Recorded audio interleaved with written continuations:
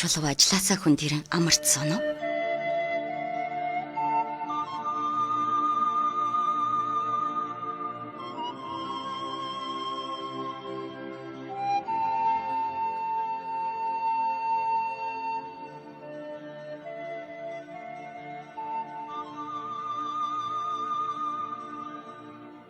Таны богино амралтанд зориулж утга уран зохиолын яруу ихшгээр аялуулъя.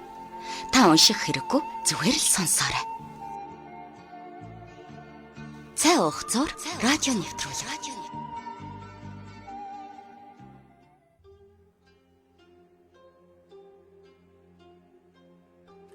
Сайн бацхан өрхөмдөд сонсогчдоо та бүхний өдийн амралтанд зориулан хүргэдэг цай уух зур утга уран зохиолын цаг нэвтрүүлэг эхлэхэд бэлэн болсон байна. За бид энэхүү нэвтрүүлгээр таны өдийн цайны хачир болгож зохиолч Сэрчин өгтөө үүр цайхын их хүн бодит амьдралаас идвэлсэн хайрын туучийг цуурлаар хүргэж байгаа. Энэ өдөр та бүхэндээ энэхүү туучийн 51 дугаар хэсгийг та бүхэндээ толилуулах болно. Хамтдаа байгаарай.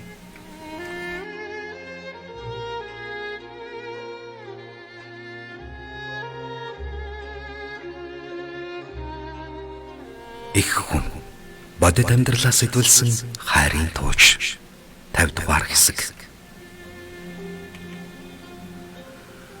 Нүцгэн цээжид 3 настай хүүг хүзүүн дээрээ суулган явахдаа яг ийм явдал надад тохиолдож билээ. Анхлан сурч байгаа шал бүрд ийм асуудал гардаг бололтой гэж бодож явлаа.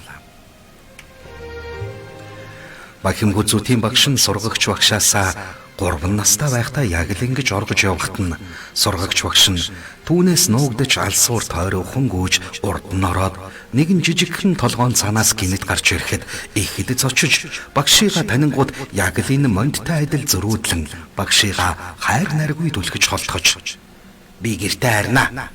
Та миний замаас хол гэж хөндлөх янзгүй байхыг нь харсан багш нь гэнэт ихэд уурлан хилааж хараад ингээд чи миний үгэнд орохгүй гүгээрэй. Чам нохон хоолуулахгүй юу чи? Хүнцлийн агуу боохонууд чамайг хитэн хэсэг таслаад идэх байлгүй гэж зандран хэлээд барьж авах гэхэд зугтаасан ч ганц хоёрхан том алхаж бариад далнаас нь бүргэж шиг шүүрч өмдийг нь шувтлан хонгон дээр нь нилээн хүчтэйхэн 5 салаа боо өгөхөд хидий хөвдсөн ч 90 шир цааж зөрүү зан нь улам хөдлөн мөчөөгөө өгөхгүй улаарч шазуур зун тийчлэхэд ихэд ууралсан дүртэй багш нь ахиад дараалан хоёр алгадахад хонго бөкс нь хорсож өвдөх гэж тоомгүй болж аюултай хүнд гарыг дахин буухаас өмнө хүчтэй өвдөлтийг мэдэрсэн жаал байдаг чадлаараа ойрлож за одоо дахиж таны өгнөөс гарахгүй багшаа хийгснийг нь хий гэж амучхөө өгөн байж багштайгаа учир зүгээ олж билээ.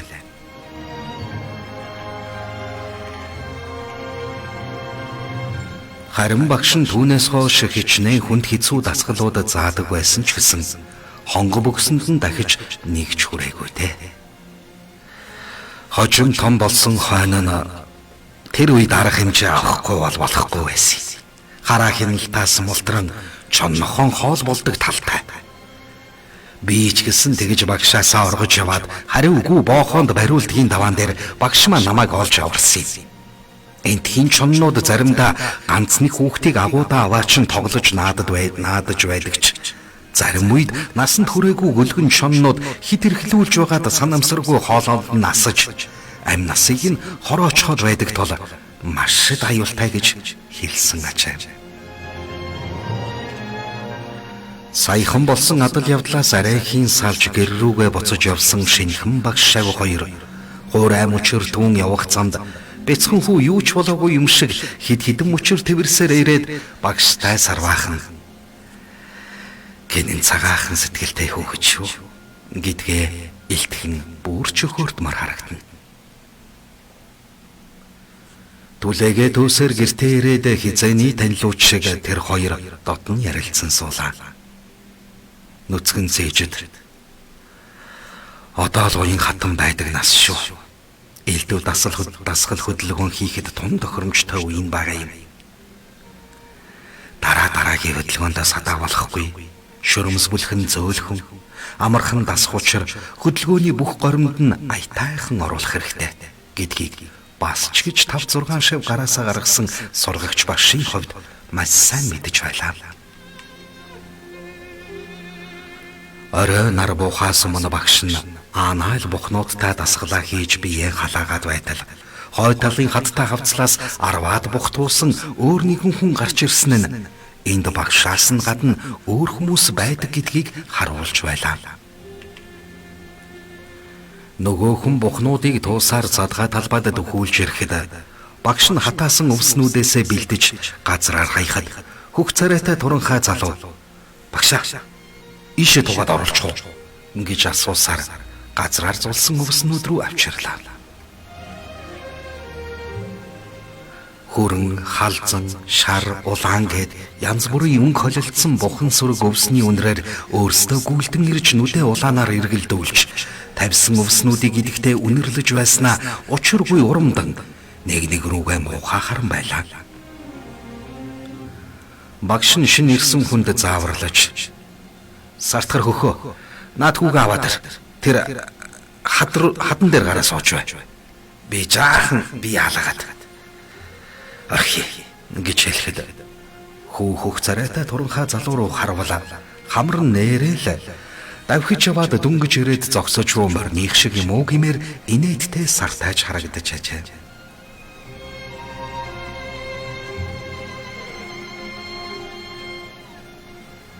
Тэрээр хүүг аваад хад руу гармагцсан.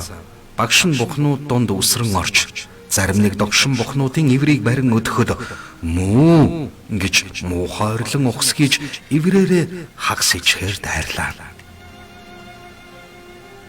Үүнийг хүлээж байсан багш нь хоромхон зуур хойш газарт налж унан дээгүүрээ гаргахад ууралсан бух инерцээрээ хажуугийн бухны хүчирхэг үзүүг хатгах гэж хашир бух аль хэдийн иврээрээ тас хийтэл хаан дан хийтэл хариу барив.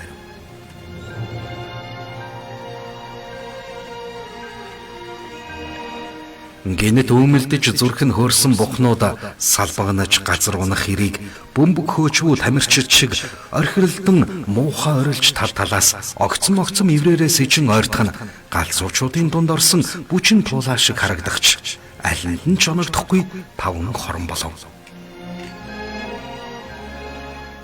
Гэтэл нэгэн хүрэн бух бусдаасаа онцгойрон дээр тоглон сургагч багш руу толгоогоос ижлэн чиглүүлж иврээрээ хаг мөргөхөөр дайрлаа.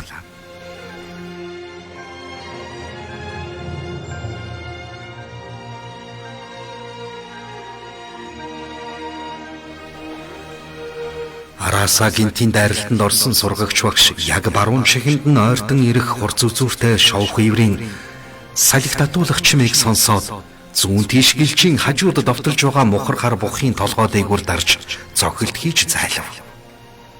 Дайрсан бух ингээд ч хаширсангүйгээр үл барам бусдынхаа урайлан муухай орилж араас нь илтгэхэд багш зогдох биш. Харин хоёр иврээс нь шүүрч ингээд гэж хэлээд огцом хүзүүг нь мушгин унагах нь үзэж буй хүний нүдэнд үлийтгэн бөгөөд зүүдэлж байна уу гэлтэй харагдана. Хийг нь тааруулж хүзүүг нь мушигсан ямар ч монгол үхэр ийхүү арчаагаа алдан газарт пидхийн унахыг малта ойр өсөж торинсон хинч мэднэ. Толгойлогч бухыгаа газарт унахад байг сүлбэж алхаар дайрч байсан бухнууд гинэт зог тусан гэрийн бөөр үүсгэж хоошоо дуурч эхэлв. Энэ бол сүргэлэн дайрах биш. Тойрог үүсгэнгүүт хоёр бух ялгаран гарч ирээд галзуурсан юм шиг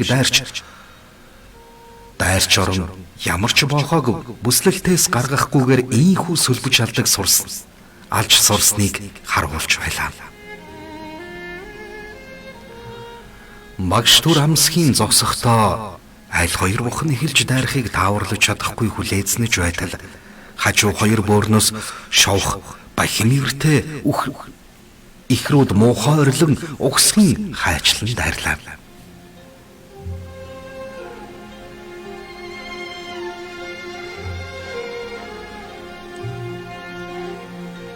Үүнийг мэдэх багш доош сун баруун зүүн тийш эрг шураг шиг эргэлдэн бултахад Хоёр бухын ивэр хоорондоо тас тасхийн мөргөлдөх нь эрүүл хүн харахад дунд нь суугаа ир амиа хорлохоор шийдсэн бололтоо гэж бодогдохоор байдал харагдаж байлаа. Энэ бухнуудыг багаас нь ахуулан бухтын хөндийд тусгайлан сургаж бэлтгэдэг бөгөөд хаяа аль нэг айлын бухтаа тууж аваачин мөргөлдүүлэхэд гунан бух мөртөө нас биеинд хүрсэн бухнуудыг гиндүүлэн наан цаанаас нь дайрч мөргсөөр байгаад айлгаж хөөхийг нь харваас бухтын хөндийн бухнууд үнэхээр л илдэвтэй харваас илтгэд байлаа. Монголын тулааны нууц урлагийг эзэмссэн бухтынхны илдэвтэй уламжлал Жужаан нэрүүний үеэс хүүхдийг 3 настайгаас нь тоглолттой хамт мөргөлдүүлэн өсгөхөөс ахуулаад бэлтгэл хийлгсээр 13 хүрэхэд буюу нэг бүтэн насны үе өнгөрч дахин жил орох үеэс эхлүүлэн аль нэг хүчирхэг бухыг сонгон авч дасгалжуулагчхүүд тулааны бүх урлагийг төгсөж эзэмшүүлнэ. Хүүг төгс боллоо гэж багш нь үздсэн үедээ бухтын тулааны урлагийг илтгэд эзэмссэн дайчдын дунд олон бухны тэмцээн буюу тулааны урлагт төгс боловсрсны баяр тэмдэглэдэг байжээ. Энэ тэмцээний ялагч Жужаан жанжны нууц хамгаалагчаар үе ажиллаж хэрэгтэй үед амь сахигч болон тусгай даалгавар авдаг байсан болохоос торгон цэрэгтэй адил зарц хамгаалагч шиг нь хажууд нь үргэлж байх үүрэггүй бие даасан дайчид байв. Жужаан нэрүүний их жанжин хүртэл ирж хүндэтгэл үзүүлдэг ийм л тусгай хүмүүс байжээ. Тэдний гол үүрэг бол аминд тулсан үед хаанч хамаагүй гинэт гарч ирэн нөлөө бүхий зөв хүмүүсийг хамгаалдагт л гол нууц нь оршиж байв. Олон зуун жилийн турш Монголын аль шилдэг гэсэн хүмүүсийг устгахаар байнга л гаднаас хөлсний алуурчил явуулдаг байсан бөгөөд энэ нь социализмын үед бүрч хүчээ аваад байлаа. Тэр үед тусгай бэлтгэлтэй дотоод доо яамныханд ч гэсэн давж гаршгүй хүнд хүчээр ажиллууд болдог тул үүнээс улбаалan бухтын хөндийнхэн Дамбад Аржаагийн Евүүзрийн бясалгалын маструуд шадвлангийн модны цагуур орж алга болгосод буюу банд зоогийнхэн гээд тусгай эрдэмтэд төгс боловсрсан тулаанчдыг л ашиглахгүй бол улсын тусгаар тогтнолд голлох нөлөөтэй хүмүүсийг авч үлдэх арга үүнээс өөр үнэндээ байгаагүй билээ.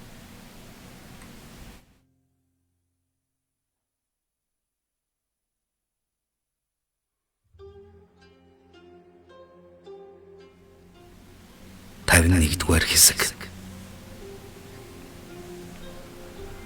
Гадуур ингэж төм буман ажилд авахцсан бужигнаж байхад нударган доржийн хажуугийн жижиг гэрт бахим хүзүүтийн ээж нь ирчихсэн учраас гал хөсөөр тасрахгүй айл шиг айлуулж орсон гарсан хүмүүст цай чанаж өгөн хууч хөөрч хүүгийнхээ бэлдэж өгсөн махаар амттай хоол хийж дайлан ёстол нэг нарн гарч миний хууч угийн аминд дайрчаатай хүлдээ даанч зарим өдөр хаашаа алгавал одсон нь мэдэгдэхгүй хитэн өдрөөр л алга болчихдаг болохоос биш гэж зэмлэнгүү бодсноо. Цаарахч хүйцтэй хар багасаа наваасан хоцорч аавынхаа найзын гар дээр шахуу өссөн нэлхантай шүү дээ гэж нэг өмөрөө их хүний түмэн янзын бодол уралдуулан суулаа.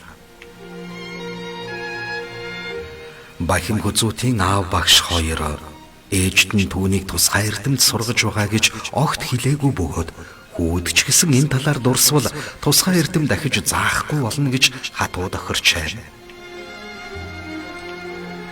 Гэсэн ч нэг удаа ээж нь аав нь хүүгээ огт авч гардаггүй байснаа байн авч яваад байхаар нь хар авч гэнэл хүүхдийг хэдэн өдрөөр хаашаа авч яваад орхиж ирээд байдаг юм бэ гэж дахиж хүүгээ явуулж чадахгүй шүү гэж уурлагт нь аав нь багаас нь туйл зааж өгч байгаа юм гэж булзааруулжээ.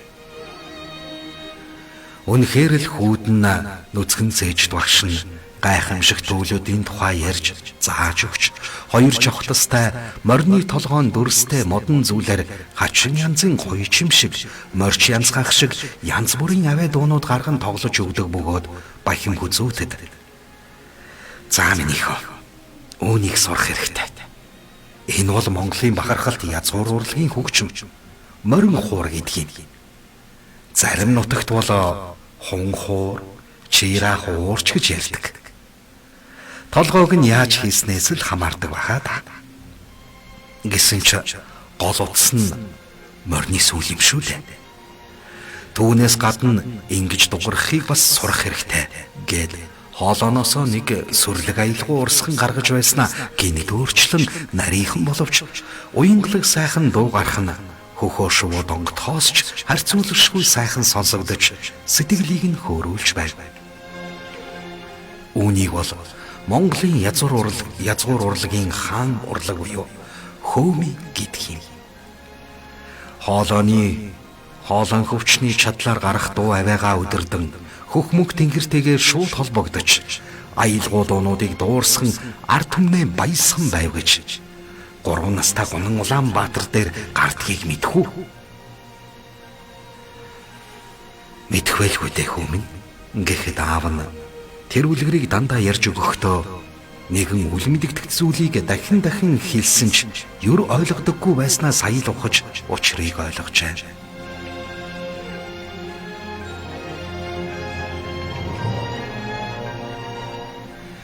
Ингэж хэлээд багш нь яриагаа үргэлжлүүлэн биднийг энэхүү тусгай эрдэмт сурч байхад янз бүрийн хүмүүс сонирхож юу хийж байгаа юм гихчлэн мөрдсөөр ирдэг. Тэр болгонд бидний хариулт бэлэн байх ёстой. Бидний хийдэг заадаг гол дасгалууд шүн дунд хинч байхгүй дүрэнт юм шүү дээ. Ялангуяа үүр шүний заагаар жинхэнэ тулааны урлагийн дасгал хичээлүүдийг цүмийг нь явуулна. Өдрийн цагаар бол ердөө л бие халаалт болон зарим үзүүлэн хичээлүүдийг явуулахын тулд орчин тойрныг сайтар шалгасны дараа л миний бусад шавнар бухнуудыг тууж нууц шугуугаас гаргаж ирдэг гэж. Энэ бүхэн хүүд тун сонирхолтой санагдан хиндэж хэлэхгүй энэ эрдмүүдийг яс сурна гэж 3 настай ирэлхэх үгийн хуваар ам тангараг өгч жинхэнэ эр хүн боллоо гэж өөрийгөө төсөөлөн боджээ. Нэгэн өдөр ээж нь хүүг гиндүүлэн минийхөө аав нь чамайг авч яваад найзынхаа гэрт яг юу сургадаг юм бэ? Ээжд нь сонирхолтой санагдаад аав нь болохоор чамд морин хуур хөөми зааж байгаа л гэх юм. Миний хүүч сайн сураад л багш шиг байна та. Гэхдээ чамд өөр юм бас заадгүй. Аавд нь хэлэхгүй. Бид хоёрын их нууц болж үлдэнэ гэхэд хүү ээжтэй дэндүү хайртай тулаа. Ээжээ би бухтын хөндийн тулаан сурч 3 настай гунан Улаанбаатар болох гэж байгаа хэмээн нүд амн эргэлдэн хөөрч баясан хэлэхэд ээж нь үл итгэж үгүй миний хүүчин бүр залдаг болоод байгаамаа да.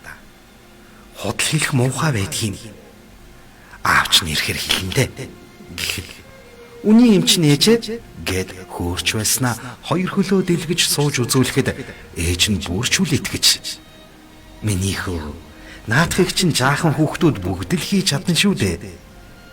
Тэр бүхий л би ч одоо хийж чадна. Харин чи бүр овоо сурчхаж хинээс сурсан бэ гэснэ. За тэр чи яах вэ гэс хийж жаахан хүчийг нь сулруулчаад манайхан бүгдээрээ л багасаа хийж өсдөг. Уян хатан байвал урт насалдаг гэж лам аав маань зааж өгсөн дасгалал байна гэж хэлээд ээж нь бас адилхан сууж үзүүлэхэд хүү нүдэн бүлтрэх дөхөн гайхаж па ээж та бас чаддаг юм уу гэж гайхлаа. Ээж нь бид нар үнийг багасаа л банк хийдэг байсан. Одоо ч хаяа би хаач хилээд ирэхээр хэд сан хийчихээр сайхан санагдаад хамаагүй тайвшираад ирдэг юм аа хүү минь. Аав чинь чам зааж өгсөн үү Мундаг штэ миний хүү чинь. Ээж нь зааж өгнө гэж байтал аль хэдийн сурчсан байдаг гэж өгөхөрцнөө. За тэр яхав. Тэр айлд өөр юу хийтгэл хэлчих гэхэд өөр хэлэх зүйлгүй хүү нүдэ бүлт хийлгэж ээж үннийг хэлээд байхад гэж хэлээд мөмийг нь барьж нилооров. Ийхүү хорвоогийн бор хоног шарнаар өнгөрсөөр нэгэн өдөр өнгөрч орой бол халдаад ногоо малгайтнууд гэх хүмүүс ирж нөхрийг нь авч явахдаа их нэрт нь хүн амьтанд янз бүрийн үлгэр домгийн юм ярьж мухар сүсэгт автуул бас нөхрийнхөө араас явна гэдгээ сайн мэдэж авч олон юм ярьж аваад хэдэн хүүхдүүдээ өнчин хоцруулвал өөрийн чинь хогшүү гэж заналтай нарахгүй хэлээд одцгоосон ажээ. Тэр үед бахим хүзүүт нилээд эрдэм сурчсан 6-7 настай байсан учраас үл битэх хүмүүсийг ихэд муухай харж байгааг анзаарсан аав нь ногоо малгайтнуудыг авдар савыг нэгжин бурхан дахлыг нь ухаж түнхэн байх хооронд 2 гараа ардаа хүлүүлсэн чинь завсар цай симхи ашиглаж хүүдээ хүмхийгөө 100 дохио өгч араас нь давхар нүдэ эрмэж байж хажуудаа дуудан авчраа. Хортон бооны саманд оног дууцай. Элдэн хөдөлгөөн хийгээд хэрэггүй гэж шивнэж амжичаа. Сэм шивнэлтхийг сонссон нөгөө ногоо малгайт. Юугаа ийгээд араа шивнэлтэд байна гэж муухай харан босож ирэхэд хүү манд үли юм юм сонсохгүй болохоор нь шангахан шивнээд сонсохгүй юм. Тэгэхэр нь дуудаж авчираад ээжигээ харж хамгаалж байгаарай гэж хэлсэн чинь ойлгосонгүй бололтой. Өшөөгөрөө даргаа. Дахиж юм хэлэхгүй гэж харц бууруулахад ногоо малгайт. Тийм бахтаа муусаа эсэргүүнүүд гэж их л заналтай хэлэх энэ нэрийг хүмүүс нэгнүүдээрээ үздэггүй бөгөөд олон ч хүний мууг үзэж аваа үйл буруу нэгэн ачаа.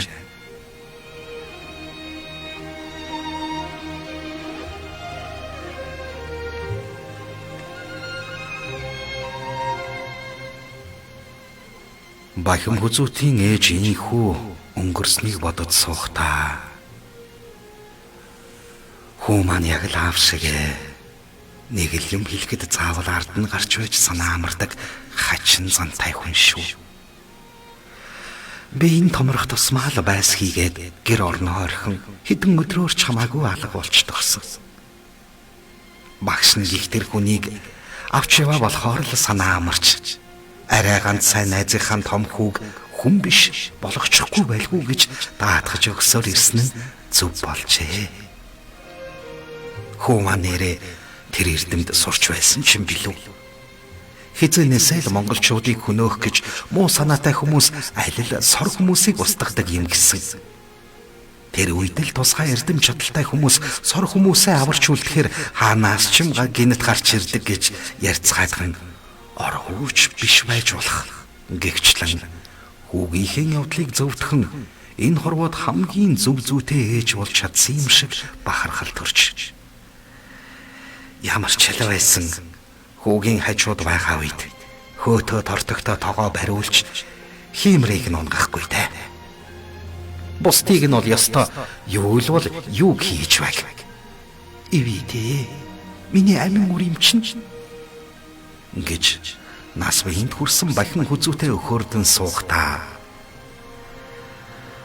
Ог нь орд айлын бэр ёстой итаахан охин байсан юмсан. Хүү маань даанч төрүүлж авч чадсангүй. Хүүг маань тооч суусан бол миний хүүч ёстой наран гарах байсан бахаа да. Одоо ингээд ихнэр хүүхдч авахгүй. Гал хөсөө өөрөө түлээд л яваад байх юм бах та. Уг нь хідэн хураасан юм байх нь байгаа юмсан. Даанч түүнийг энэ хүүдээ өгөх цаг нь арай болоогүй юм шиг байна. Яах нь мэддэхгүй. Олон таван үг ярьдаггүй. Хачин чимээгүй энэ хүүхдээ яй даа байц гэж бодож үзлээ.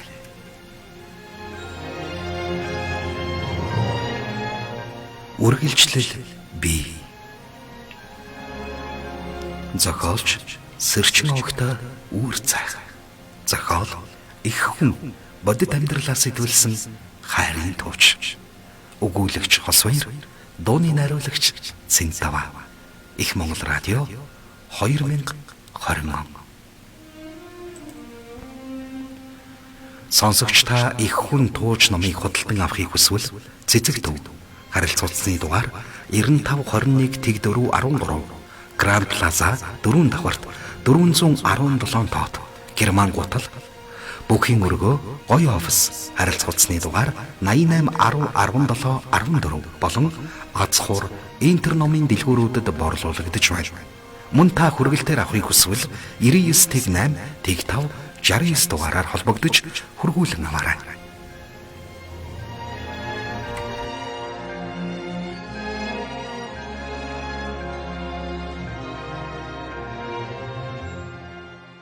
Сонсогч та өдрийн цагаа уучгаад төр чулуу ажилласаа хүндэрэн амарцсан уу?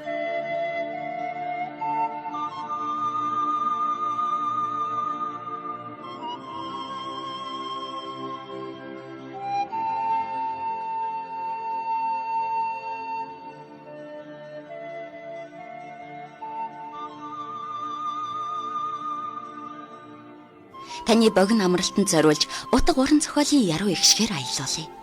Та унших хэрэггүй, зүгээр л сонсоорой. Цай уух зур радио нэвтрүүлэг. 997 энэ бол их Монгол радио.